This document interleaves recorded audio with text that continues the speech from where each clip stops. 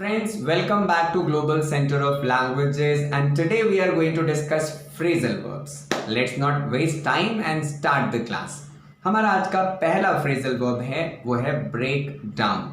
Friends, break down has got two meanings. break down के दो meanings होते हैं. इसका एक meaning होता है कि किसी भी मशीन में कोई तकनीकी खराबी आना. When any machine goes out of order, there we can use this phrasal verb break down. जैसे मेरी बाइक खराब हो गई है तो मैं क्या बोलूंगा, my bike has broken down. तो ब्रेक का सेकेंड फॉर्म ब्रोक होता है, थर्ड फॉर्म ब्रोकन होता है. तो according to requirement we can use its forms. इसी तरह से अगर मैं कहूँ कि मेरा मोबाइल फ़ोन ख़राब हो गया है, मुझे से मैकेनिक को दिखाना पड़ेगा, तो my mobile has broken down, I need to see the mechanic for it. तो इस तरह से किसी भी मशीन में जब कोई खराबी आती है तो there we can use this phrasal verb break down. Friends, इसका दूसरा मीनिंग होता है to lose control of one's emotions. यानी कि जब हम अपनी भावनाओं से अपना नियंत्रण खो देते हैं. जैसे she broke down when she heard the news of her son's death. जब उसे अपने बेटे की मृत्यु की खबर मिली, सूचना मिली, तो she broke down.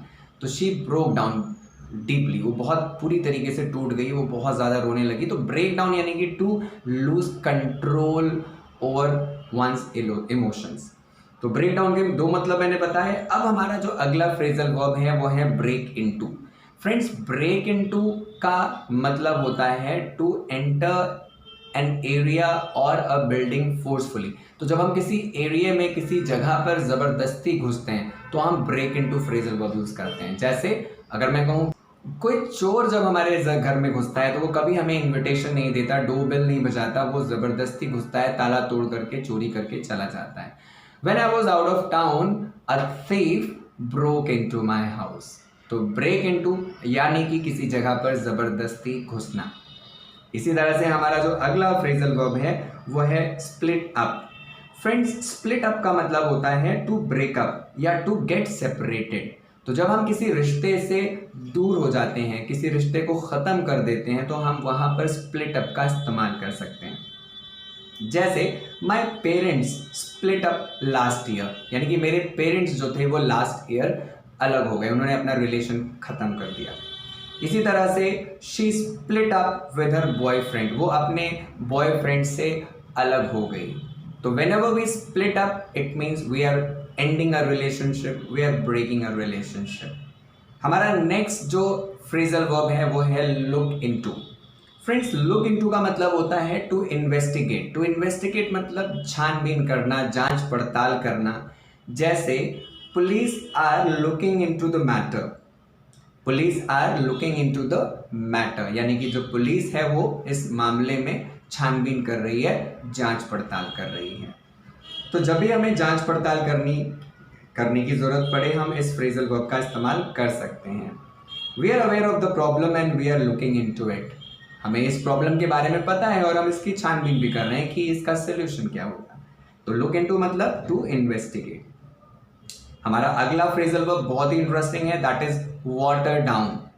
Water down का मतलब होता है to make something less intense and less strong. तो किसी भी चीज़ को जब हम कम इंटेंस कर देते हैं, कम स्ट्रॉन्ग कर देते हैं, यानी कि किसी चीज़ के प्रभाव को कम करते हैं, उसकी तीव्रता को घटाते हैं, तो हम उसको वाटर डाउन करते हैं.